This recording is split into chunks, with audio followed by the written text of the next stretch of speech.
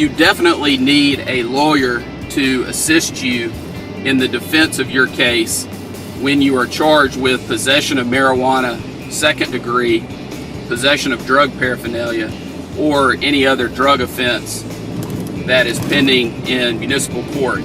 Under Alabama law, the maximum amount that you can be fined in a municipal court on a Class A misdemeanor, such as unlawful possession of marijuana second, is $500. You can also be sentenced up to 6 months in jail.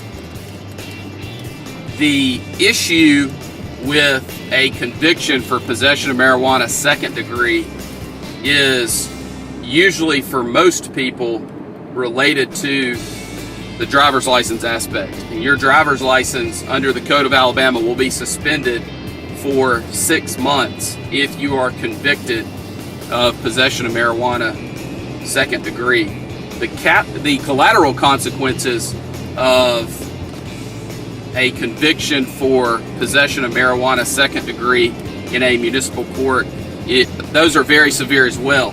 If you have a drug charge conviction, which is a conviction such as possession of marijuana second degree, the federal government will deny for a period of time your ability to obtain federal student aid to assist in your attending college.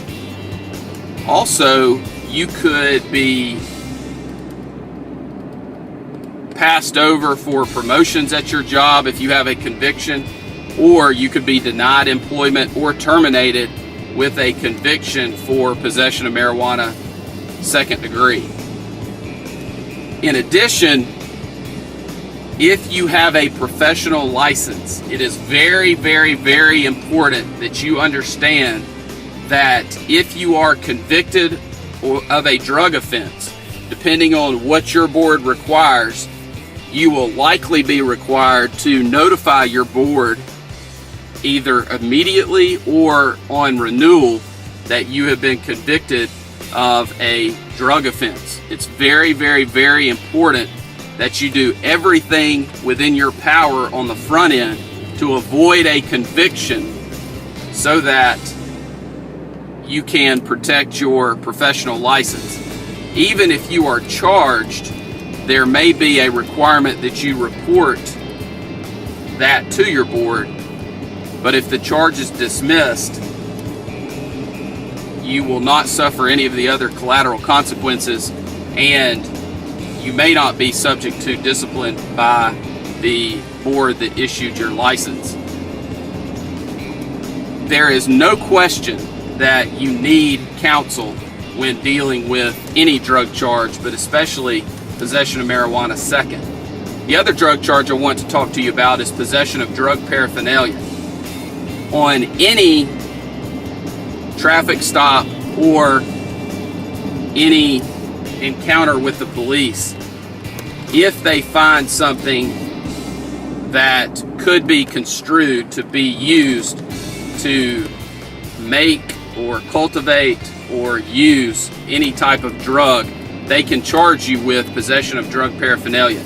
If you look at Alabama Code Section 13A-12-260, it lays out about 15 ways that an item can be used in a way that would constitute drug paraphernalia. In addition, it goes through a list of items that I will not go over with you here.